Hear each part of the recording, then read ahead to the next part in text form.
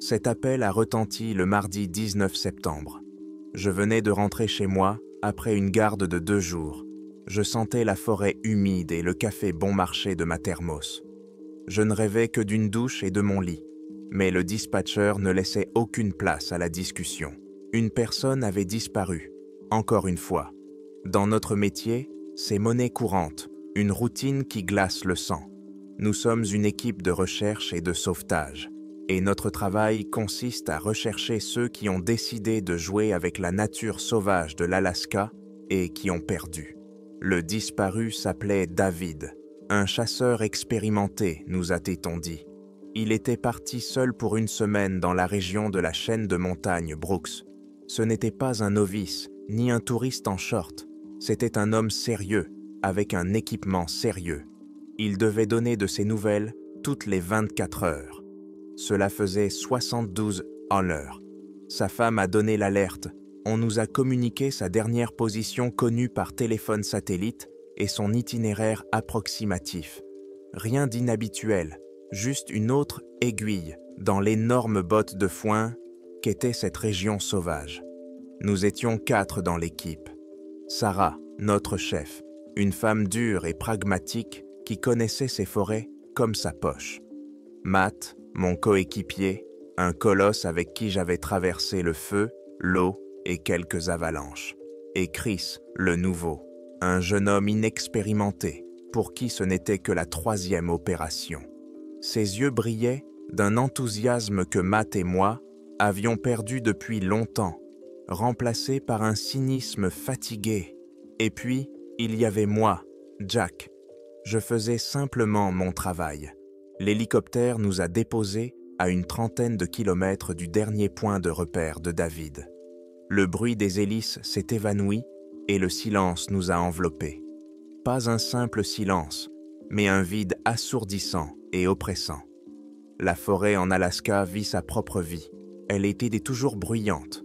Le vent dans les pins, les cris des oiseaux, le craquement des branches sous les pattes d'animaux invisibles. Mais ici, tout était calme, comme si quelqu'un avait appuyé sur le bouton « Voilà, silence ». Même les oiseaux se taisaient. Chris le remarqua le premier. « C'est étrange, ce silence, n'est-ce pas ?» murmura-t-il. Sarah se contenta d'acquiescer, son regard scrutant déjà les arbres, le sol, les ombres. Elle le sentait aussi, nous le sentions tous. Quelque chose n'allait pas. Nous avancions en file indienne.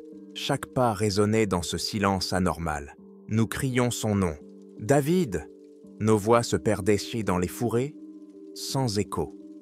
Heure après heure, nous avons ratissé le secteur par secteur. La forêt devenait de plus en plus dense, les arbres de plus en plus vieux et sombres. Leurs branches s'entremêlaient au-dessus de nos têtes, cachant presque entièrement le ciel gris. La lumière du soleil peinait à percer et nous marchions dans une pénombre éternelle. À la fin de la première journée, nous avons trouvé son campement. C'est alors que les doigts glacés de la peur ont touché ma nuque pour la première fois. La tente était bien montée, intacte, debout. À côté, il y avait une petite marmite posée sur des braises refroidies. À l'intérieur, il y avait de la nourriture intacte, apparemment de la viande en conserve avec des haricots. Son fusil, qui devait lui être très cher, était appuyé contre un arbre, à côté de son sac à dos. Dans le sac à dos, il y avait un téléphone satellite, une radio, des provisions et des cartouches. Tout était là, absolument tout. Seul David manquait à l'appel. Nous avons inspecté le sol autour du campement. Aucune trace de lutte, aucune empreinte de pattes d'ours ou de loup. Il n'y avait que les traces de David, qui parcourait le campement et s'arrêtait carreau net à la lisière des arbres. Comme s'il avait fait un pas et s'était évaporé dans les airs. Sarah fit plusieurs fois le tour de l'endroit, l'air pensif. « Ce n'est pas possible », murmura-t-elle. Matt vérifia ses armes comme s'il attendait quelque chose. Même Chris avait cessé de plaisanter et regardait simplement en silence dans l'obscurité. Un homme ne disparaît pas comme ça, pas un chasseur expérimenté. Il n'abandonnerait pas son arme, sa seule chance de survie. Il n'aurait pas laissé la nourriture sur le feu. Quoi qu'il se soit passé, cela avait été très rapide et très silencieux. Nous avons installé notre campement à proximité, décidant de commencer les recherches le lendemain matin à partir de l'endroit où il s'était arrêté. La nuit fut agitée, le silence était oppressant et le moindre bruit semblait assourdissant. J'ai fait des rêves étranges, des silhouettes sombres qui se déplaçaient entre les arbres et des chuchotements que je ne pouvais pas comprendre. Je me suis réveillé parce que Matt me secouait par l'épaule. « Vous avez entendu ça aussi » m'a-t-il murmuré. J'ai tendu l'oreille. Rien. Mais son visage était pâle. Le deuxième jour, nous avons élargi le périmètre de nos recherches. Nous nous enfoncions de plus en plus dans la forêt, qui devenait de plus en plus étrange. Les arbres poussaient trop près les uns des autres. Leurs troncs étaient recouverts d'une mousse pâle qui ressemblait à des cheveux gris. Nous avons commencé à remarquer des éraflures sur l'écorce. Elles n'étaient pas faites par des animaux. Elles étaient trop régulières, trop profondes. Comme si quelqu'un avait passé quelque chose ressemblant à des griffes géantes sur les troncs. Puis nous avons vu des symboles. Gravés dans le bois, ils ne ressemblaient à aucune langue connue. Des spirales, des lignes anguleuses, des points. Ils se répétaient d'arbre en arbre, formant une sorte de sentier. « Qu'est-ce que c'est que ce charabia » demanda Chris en passant son doigt sur l'une des gravures. Sarah secoua la tête. « Je ne sais pas, mais elle mène de quelque part, et c'est le seul indice dont nous disposons. » Nous avons suivi ces marques. Nous avions l'impression d'être en territoire inconnu et que le propriétaire n'était pas ravi de nous accueillir. Le sentiment oppressant d'être observé s'intensifia. Je regardais constamment derrière moi, scrutant les ombres, mais je ne voyais que des rangées infinies d'arbres. Vers midi, nous sommes arrivés dans une petite clairière. Au milieu se trouvait une cabane. Vieux, noirci par le temps, enfoncé dans le sol. Il ne figurait ni sur nos cartes, ni sur les images satellites. L'Alaska regorge de bâtiments abandonnés de ce type, vestiges de la ruée vers l'or, cabane de chasseurs. Mais celui-ci était différent. Elle dégageait une impression maléfique. C'est le seul mot qui me vient à l'esprit. Le toit s'était effondré. La seule fenêtre était condamnée avec des planches. La porte ne tenait plus qu'à un seul gond. Peut-être que David l'a trouvé et s'est réfugié à l'intérieur, suggéra Chris avec espoir. Mais aucun d'entre nous ne partageait son optimisme. Nous nous approchâmes lentement. Plus nous nous approchions, plus l'odeur devenait forte. Une odeur douceâtre et nauséabonde de pourriture et d'autres choses. Quelque chose de métallique, comme de vieilles pièces de monnaie. Sarah nous fit signe de rester sur nos gardes. Matt retira son fusil de chasse de son épaule. Je sortis mon pistolet. Chris déglutit nerveusement. Sarah poussa la porte. Elle s'ouvrit en grinçant et une vague de puanteur nous frappa le visage. À l'intérieur, il faisait sombre. La lumière ne pénétrait que par les fissures dans les murs et le trou dans le toit. Lorsque nos yeux se sont habitués, nous avons vu la même chose qu'à l'extérieur. Des murs. Ils étaient tous griffés, du sol au plafond. Des milliers, des dizaines de milliers de rayures entrelacées. Et parmi elles, les mêmes symboles que nous avions vus sur les arbres. Ils étaient battés partout. Des détritus jonchaient le sol, de vieilles boîtes de conserve, des chiffons pourris. Et dans un coin, il y avait un sac à dos, exactement le même que celui de David. Seulement, celui-ci était vieux, décoloré, couvert de moisissures. Matt a éclairé l'intérieur avec sa lampe de poche. Le sol était collant. Au centre de la pièce se trouvait une table grossièrement assemblée et une chaise. Sur la table, il y avait un livre ouvert. C'était un journal intime. La reliure en cuir était craquelée par le temps. Les pages jaunies et gondolée d'eau par l'humidité. L'encre avait coulé, mais on pouvait encore distinguer certaines choses. Les notes avaient beaucoup été écrites à différentes époques et dans différentes écritures. La dernière note était datée de 1983. L'auteur écrivait qu'il s'était perdu dans la forêt et avait trouvé cette cabane. Il parlait d'un silence étrange, d'une impression d'être observé. Puis il avait commencé à écrire qu'il se promenait dehors la nuit. Quelque chose de grand, quelque chose qui grattait les murs et murmurait son nom. La dernière note se composait d'un seul mot, « Il me voit ». Chris recula vers la sortie.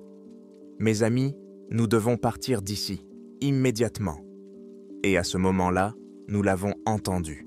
Dehors, le craquement d'une branche, fort, distinct, trop fort pour un écureuil ou un renard. Nous nous sommes figés, immobiles comme des statues. Puis, un autre, et encore un autre. Quelqu'un ou quelque chose. Tournait autour de la cabane, lentement, régulièrement. Un pas, une pause, un autre pas. Il nous faisait le tour. Sarah porta son doigt à ses lèvres pour nous intimider le silence. Elle s'approcha lentement de la fente entre les planches qui bouchaient la fenêtre et jeta un coup d'œil à l'extérieur. Son visage devint blanc comme un linge. Elle recula contre le mur, les yeux écarquillés de terreur. « Qu'y a-t-il » murmura Matt. Elle ne pouvait pas parler, elle secouait seulement la tête. Les pas s'arrêtèrent. Le silence s'installa. Ce silence oppressant, surnaturel. Les secondes s'étiraient à l'infini. Puis nous entendîmes un nouveau bruit. Un bruit qui glaça le sang dans nos veines. C'était un murmure, juste contre le mur. Il prononça un nom. « Chris » murmura une voix semblable à des feuilles à paume morte. Chris poussa un cri et recula au centre de la pièce. La voix était exactement celle de sa mère. Il nous le dit lui-même plus tard, lorsqu'il put parler. Puis, cela a commencé à gratter le mur, juste là où nous nous trouvions. De longs bruits lents et raclants, comme si des ongles géants grattaient dans le bois pour essayer de nous atteindre. Matt a levé son fusil de chasse et a visé le mur. « Ne tirez pas !» a sifflé Sarah. « Vous ne savez pas ce que c'est. » Mais il était trop tard. La panique a pris le dessus. Chris a poussé un cri inhumain, perçant, et s'est précipité vers la porte. « Chris, non !» a crié Sarah. Mais il était déjà dehors. Nous avons entendu son cri bref et étouffé. Puis, un bruit humide et craquant. Et le silence. Tout était calme. Nous étions debout dans cette maudite cabane, paralysés par la terreur, incapables de bouger. Nous avions perdu Chris. Il nous avait été enlevé. Soudain, il y eut un bruit assourdissant. Quelque chose d'énorme avait frappé le mur de la cabane. Les planches craquèrent et s'enfoncèrent vers l'intérieur. Un autre coup, puis un autre. Il essayait de percer. Matt, fou de rage et de peur, courut vers le mur et tira à travers. Le bruit du coup de feu dans cet espace clos nous assourdit. Dehors, nous entendîmes un son que je n'avais jamais entendu auparavant. C'était un mélange de cris d'animal blessé, de grincements de métal et de cris humains, des cris pleins de douleur et de haine. « Partons, par le mur du fond, maintenant !» ordonna Sarah. Il y avait un trou dans le mur du fond, à moitié recouvert de chiffon. Nous nous précipitâmes vers lui. Matt enleva les restes de planches pourries, et nous nous précipitâmes dehors, un par un, dans la pénombre. La forêt nous accueillit avec le même silence inquiétant. Nous ne nous sommes pas retournés. Nous avons simplement couru sans regarder où nous allions, cassant des branches, trébuchant sur des racines. Derrière nous, on entendait le craquement des arbres qui se brisaient. Ils nous suivaient. Je ne sais pas combien de temps nous avons couru. Le temps avait perdu tout son sens. Mes poumons brûlaient, mes jambes se dérobaient sous moi. J'ai jeté un coup d'œil en arrière, et je l'ai vu. Dans le brouillard qui recouvrait maintenant le sol, une silhouette bougeait. Grande, disproportionnellement maigre. Ses membres étaient trop longs, Il bougeait selon des angles anormaux. Elle ne courait pas, elle coulait entre les arbres, se confondant presque avec eux. Puis, l'espace d'un instant, le brouillard s'est dissipé et j'ai vu son visage. Ou plutôt, ce qui en tenait lieu. C'était une surface lisse et pâle, sans yeux, sans nez. Mais elle avait une bouche, large, pleine de dents, non pas pointues, mais pire encore. Elle était pleine de visages, de petits visages humains déformés par la terreur, qui se tordaient et criaient sans un son. J'ai vu le visage du vieil homme du journal, j'ai vu le visage de la femme de la photo, j'ai vu le visage de David, le chasseur que nous recherchions, et j'ai vu le visage de Chris, frais, plein d'horreur. Ils étaient là, tous là, enfermés dans cette bouche indescriptible. La créature poussa un cri, le même cri que nous avions entendu près de la cabane, et elle se précipita droit sur nous. Je ne me souviens pas comment nous avons réussi à nous échapper. Il me semble que Matt a vidé tout son fusil de chasse sur elle, nous donnant ainsi quelques précieuses pommes secondes, à Sarah et moi. Nous nous sommes séparés. J'ai couru seul, me frayant un chemin à travers les buissons épineux, jusqu'à ce que je tombe d'épuisement dans un fossé et perde connaissance. On m'a retrouvé 2 jours plus tard. Une autre équipe de recherche avait été envoyée à notre recherche lorsque nous avions cessé de donner signe de vie. J'étais à 1 kilomètre de l'endroit où l'hélicoptère nous avait déposés, déshydratés, couverts d'égratignures, en état de choc. Quelques heures plus tard, ils ont retrouvé Sarah. Elle et il était dans un état similaire. Matt n'a jamais été retrouvé. Chris non plus. La version officielle est que nous avons été pris dans une avalanche qui nous a dispersés. Matt et Chris ont perdu la vie. Notre histoire concernant la cabane et la créature a été attribuée à une hallucination collective causée par le stress et l'hypoxie. Nous avons été renvoyés de l'armée. Plusieurs années se sont écoulées. J'ai déménagé, j'ai changé de nom, j'ai essayé d'oublier. Cependant, je n'y parviens pas. Chaque nuit, dès que je ferme les yeux, je le vois. Je vois cette silhouette grande et maigre dans le brouillard. Et je vois son visage, je vois ses petits visages hurlants, enfermés dans sa gueule. Le visage de David, le visage de Chris. Parfois, j'ai l'impression d'y voir aussi celui de Matt. Je vis dans une petite ville du centre du pays, à des milliers de kilomètres des forêts maudites de l'Alaska. Ici, il n'y a pas de grand pin ni de silence oppressant. Mais cela ne m'aide pas. Je ne me sens jamais seul. Parfois, lorsque je passe devant un miroir, j'aperçois une grande ombre derrière moi. Parfois, la nuit, j'entends un léger grincement derrière la fenêtre. Et la nuit dernière, je me suis réveillé en entendant des chuchotements. Ils venaient du coin sombre de ma chambre. Une voix qui ressemblait au bruissement des feuilles surtomues mortes. Elle m'appelait par mon nom, mon nouveau nom. Elle l'avait appris, il m'a trouvé. Et je sais que bientôt, il ajoutera un nouveau visage à sa collection, le mien. Nous avons continué à courir à travers la forêt hostile et infinie. L'adrénaline brûlait mes dernières de force. Chaque inspiration me brûlait les poumons avec l'air glacial. J'ai perdu Sarah et Matt de vue presque immédiatement après que nous nous sommes nos personnes séparés. Mon monde s'était réduit à une seule tâche, mettre un pied devant l'autre. Les arbres étaient devenus des bandes floues. Les branches craquaient sous mes pieds, mais je n'entendais rien d'autre que les battements frénétiques de mon cœur et ce bruit horrible et surnaturel derrière moi, qui se rapprochait puis s'éloignait. Il jouait avec nous, il chassait. J'ai trébuché sur une racine et je suis tombé face contre terre, sur le sol humide et froid. Pendant un instant, je suis resté allongé, incapable de bouger, suffocant. J'étais certain que c'était la fin. J'ai fermé les yeux, attendant de sentir son contact. Mais rien ne se passa. Le craquement derrière moi s'était tu. J'osais entr'ouvrir un œil.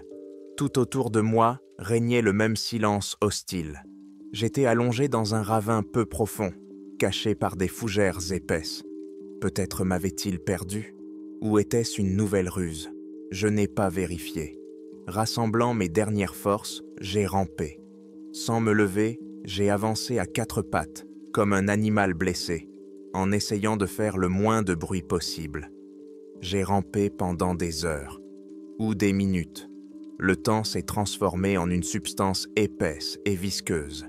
Mes mains et mes genoux étaient en sang. J'avais perdu la notion du temps. J'avais perdu le sens de l'orientation. La seule chose qui comptait, c'était la distance. La distance entre moi et cette cabane, entre moi et lui. À un moment donné, j'ai compris que les bruits de la forêt commençaient à revenir. D'abord doucement, timidement, puis de plus en plus fort. J'ai entendu le gazouillis d'un petit oiseau, puis le bruissement du vent dans les cimes des arbres. C'était le plus beau son de ma vie. Il signifiait que j'avais quitté son territoire. Cette zone morte où régnait un silence surnaturel. Cela m'a donné des forces. Je me suis relevé et j'ai titubé dans la direction où, selon moi, se trouvait le salut. Je ne me souviens pas comment on m'a retrouvé. Je me souviens seulement d'une lumière vive dans mon visage et de voix.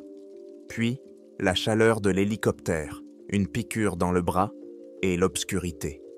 Je me suis réveillé à l'hôpital. La première chose que j'ai vue, c'était le visage de Sarah. Elle était assise près de mon lit. Son visage était émacié, ses yeux vides. Elle m'a raconté qu'on l'avait retrouvée quelques heures après moi, également inconsciente. Nous étions les seuls à être revenus. Les interrogatoires ont commencé.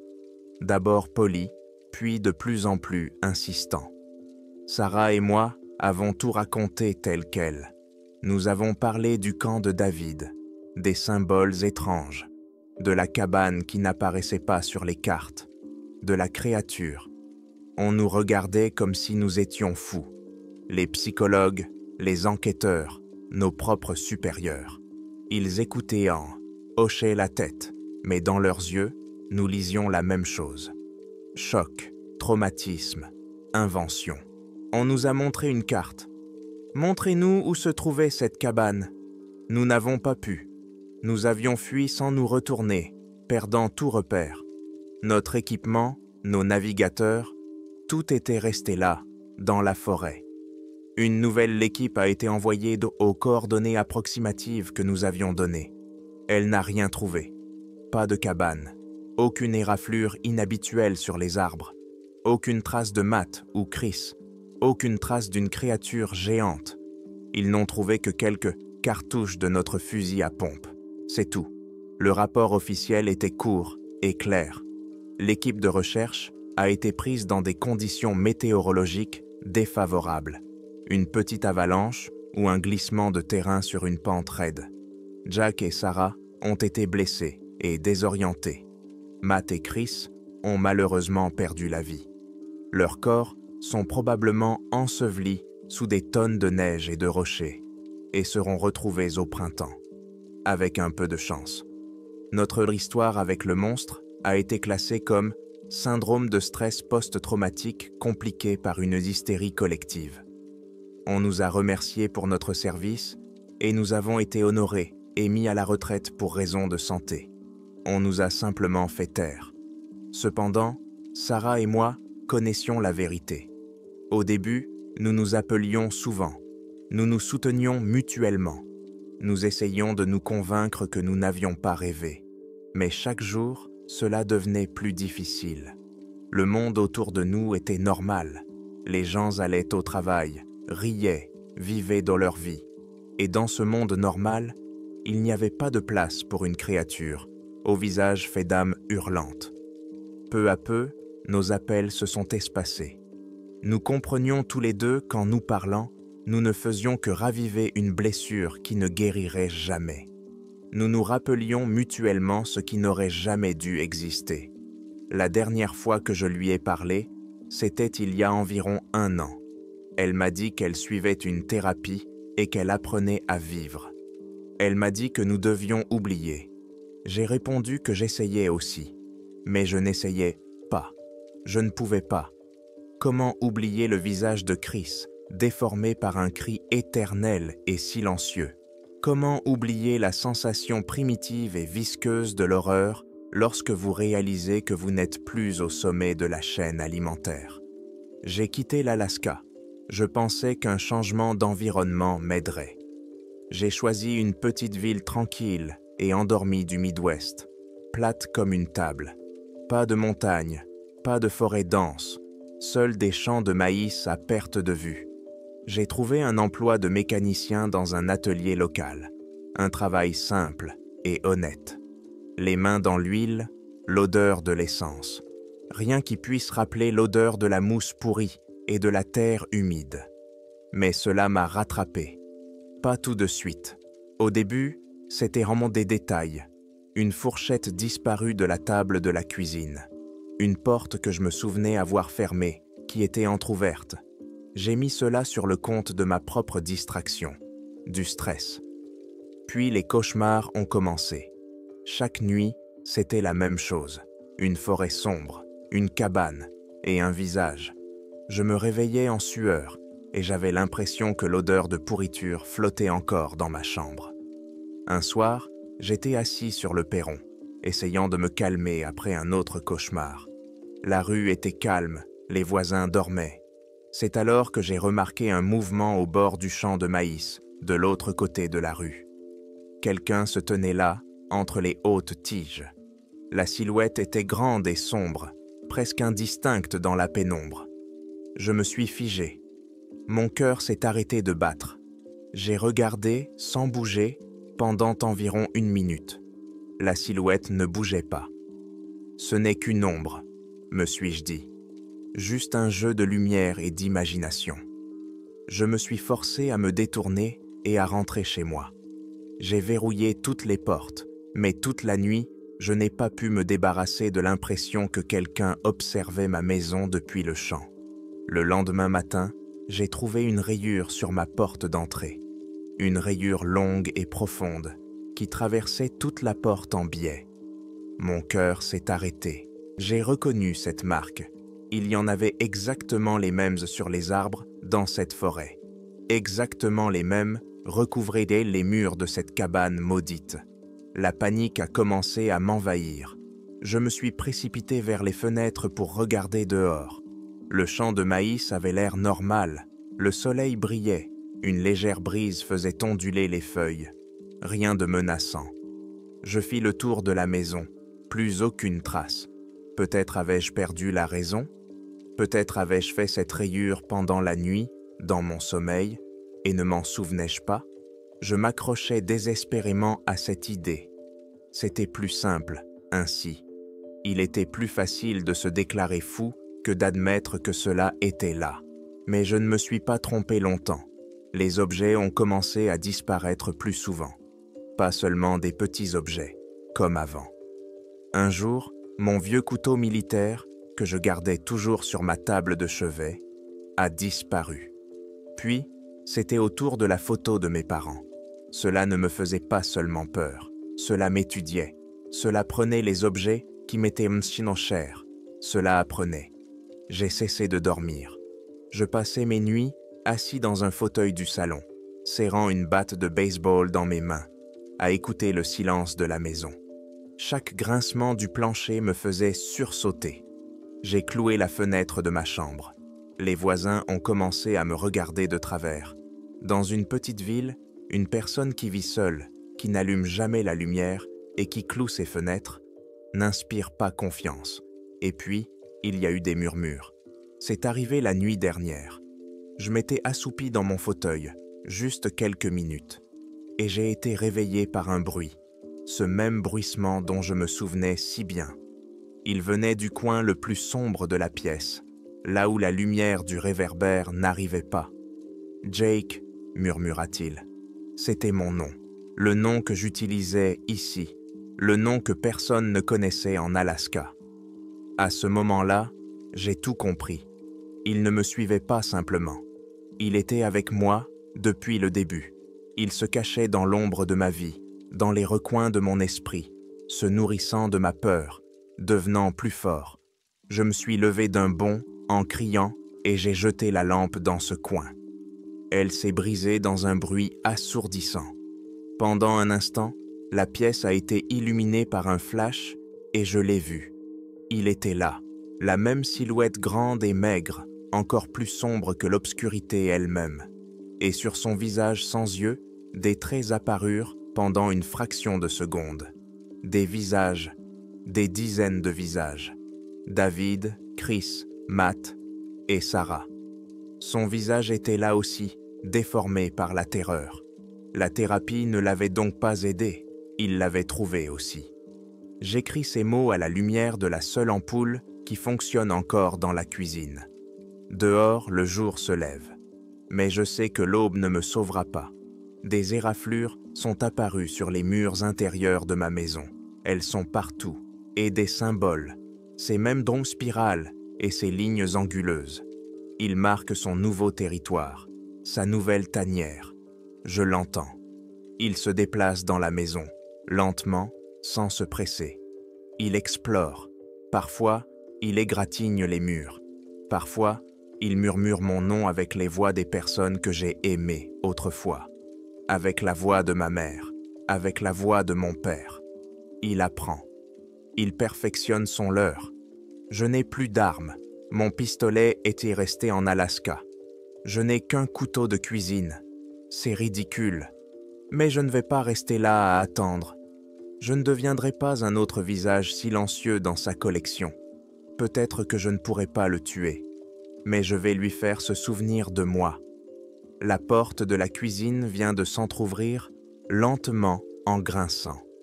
Je ne décrirai pas ce que je vois dans l'embrasure sombre. Je n'ai plus le temps pour cela. Si vous lisez ceci, c'est qu'il vous a permis de le trouver. Cela signifie qu'il veut que vous sachiez. Il veut que vous ayez peur, car la peur est sa nourriture. Et il a toujours faim. J'ai pensé que me jeter sur lui avec un couteau serait la fin.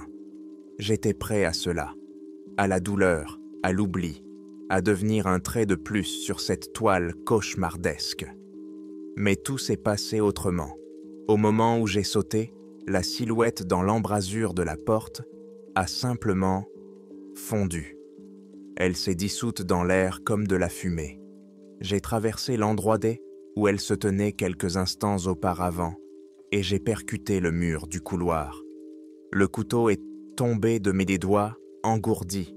Je me suis retrouvé seul dans la maison silencieuse, ma respiration haletante était le seul bruit. Il ne voulait pas se battre, il voulait jouer, et j'étais son jouet. Les jours suivants ont été une torture. Il ne se cachait plus. Je le voyais tout le temps, du coin de l'œil, dans le reflet de l'écran noir de la télévision, debout dans la rue sous un réverbère, quand j'osais jeter un coup d'œil à travers la fente entre les rideaux. Il ne s'approchait jamais, il était simplement là, un rappel, une présence. Le silence dans ma maison était redevenu le même, celui de l'Alaska, lourd, vibrant, plein de menaces tacites. J'ai cessé de manger, j'ai cessé d'essayer de dormir. Je restais simplement assis et j'attendais. Mais rien ne se passait. Il n'y avait plus de menaces physiques. Une guerre psychologique avait commencé. Cela me détruisait lentement, morceau par morceau. Un jour, j'ai trouvé une tasse de café fraîchement préparée sur la table de la cuisine. Exactement comme je l'aimais. Je n'avais pas touché à la cafetière depuis une semaine. Une autre fois, j'ai trouvé une photo sur mon oreiller, celle avec mes parents, qui avaient disparu. Mais cette fois, quelque chose avait changé. Derrière eux, dans l'ombre d'un vieil arbre du jardin, se tenait une grande silhouette sombre. Était-elle toujours là? Ou s'était-elle ajoutée à mes souvenirs? Mon esprit commençait à se brouiller. Je ne comprenais plus ce qui était réel et ce qui ne l'était pas. Cette rayure sur la porte, était-elle bien là? Ou l'avais-je faite moi-même? Y avait-il eu des chuchotements? Ou était-ce simplement le vent? Cette créature existait-elle vraiment? Ou avais-je simplement perdu la raison après l'horreur que j'avais vécue dans la forêt? Cette pensée était à la fois salvatrice et terrifiante. Si j'étais fou, cela signifiait que j'étais à l'abri du monstre. Mais si j'étais fou, Cela signifiait que j'étais enfermé à jamais dans la prison de mon propre esprit. J'ai décidé que j'avais besoin d'aide. Je devais parler à quelqu'un, n'importe qui, pourvu qu'il m'écoute. Je ne pouvais pas appeler la police. Il m'aurait dit simplement interné dans un asile psychiatrique. Je me suis souvenu d'un vieil ami de l'université, Paul. Il avait toujours été passionné par le paranormal, les théories du complot, les phénomènes inexplicables. Il habitait à 3 états de chez moi. S'il y avait quelqu'un qui pouvait me croire, ou au moins ne pas me prendre pour un fou, c'était bien lui. J'ai rassemblé le peu de volonté qui me restait, et j'ai trouvé mon téléphone. Mais tes mains tremblaient tellement que j'ai eu du mal à composer le numéro. Paul a répondu après quelques sons de sonnerie. Sa voix était enjouée et pleine de vie. C'était une voix venue d'un autre monde, d'un monde normal. J'ai commencé à parler, de manière décousue, confuse, passant d'un sujet à l'autre. Je lui ai tout raconté. L'Alaska, la cabane, Chris et Matt, le visage, ce qui se passait actuellement chez moi. Paul était resté silencieux. Il ne m'a pas interrompu, n'a pas ri. Il écoutait simplement. Lorsque j'ai terminé, il y a eu un silence de quelques secondes au bout du fil. Je m'attendais à ce qu'il me dise poliment au revoir et me recommande un bon médecin. Mais au lieu de cela, il a dit « Jack, écoutez-moi attentivement. Ne sortez pas. N'ouvrez à personne. J'arrive. Je serai chez vous demain soir. » Il n'y avait aucune surprise dans sa voix, seulement du sérieux et, je crois, de la peur. Cette brève conversation m'a redonné espoir, pour la première fois depuis longtemps. Je n'étais pas seul, quelqu'un me croyait. Je devais simplement tenir encore un jour, une nuit. Mais cela semblait avoir senti ce changement en moi. Cette nuit-là, tout a changé. Cela a cessé de simplement observer. J'étais assis dans mon fauteuil, lorsque j'ai entendu du bruit à l'étage, dans la chambre. Le bruit semblait provenir de quelqu'un qui déplaçait des meubles lourds. Je me suis figé. Je vivais seul. Il ne devait y avoir personne dans la maison. Je suis monté lentement l'escalier. Chaque pas résonnait dans la maison. La porte de ma chambre, celle dont j'avais condamné la fenêtre, était entr'ouverte. Une faible lumière filtrait à travers l'interstice. Mais il n'y avait aucune source de lumière dans ma chambre. L'ampoule était grillée depuis longtemps. J'ai poussé la porte. Ce que j'ai vu est encore gravé dans ma mémoire. La pièce n'était pas la mienne. C'était cette cabane. Les murs étaient vieux et écaillés. Une table et une chaise rudimentaires trônaient au centre. Une odeur de pourriture et de terre humide flottait dans l'air. Et dans le coin où se trouvait autrefois mon lit, il y avait un trou dans la réalité. Une ouverture noire, de forme irrégulière, dans le mur, d'où s'échappait une brume froide. Ma chambre était devenue cet endroit, ou cet endroit était venu dans ma chambre. Sur la table, il y avait un journal, celui de la cabane. Il était ouvert à une nouvelle page, et là, écrite d'une écriture soignée et familière, se trouvait quelques lignes. C'était l'écriture de Chris. Il a dit qu'il me montrerait la maison, disait l'écriture. Il a dit que nous étions tous ensemble, ici. Nous attendons de nouveaux amis. Il dit qu'un autre va bientôt arriver. Il s'appelle Paul. Mon monde s'est effondré. Il avait entendu ma conversation. Il savait que Paul allait arriver. Et il lui préparait une place. Je me suis précipité vers le journal, désireux de le brûler, de le détruire. Mais dès que je l'ai touché, la pièce est redevenue ma chambre. Les rayures ont disparu. L'odeur a disparu. Le trou dans le mur a disparu. Devant moi se trouvait ma chambre habituelle. Et dans mes mains, ce n'était pas un vieux journal intime, mais mon propre carnet, dans lequel je prenais des notes pour le travail. Mais sur la page ouverte, le même message était écrit de la main de Chris. J'ai crié. Je ne me souviens pas de ce qui s'est passé ensuite. Il me semble que j'ai commencé à tout casser autour de moi, à briser les meubles, à frapper les murs. Je devais détruire cette maison, la rayer de la surface de la terre. Je me suis précipité dans la rue, en criant à tout le monde de partir, de se sauver. Les voisins, réveillés par le bruit, se sont précipités sur le perron. Ils me regardaient avec horreur et pitié. Pour eux, j'étais simplement un individu perturbé qui avait une crise. La police est arrivée. 2 agents. Ils ont essayé de me calmer. Je me débattais, criant qu'ils étaient tous en danger, que ça était là. Je l'ai vu. Ils se tenaient derrière les policiers. Une grande ombre que personne d'autre que moi ne semblait remarquer. Il observait. Sur sa surface informe, j'ai de nouveau vu des visages, et parmi eux, un nouveau visage est apparu. Le visage de Paul, souriant, plein de vie. Tel que je l'avais entendu au téléphone.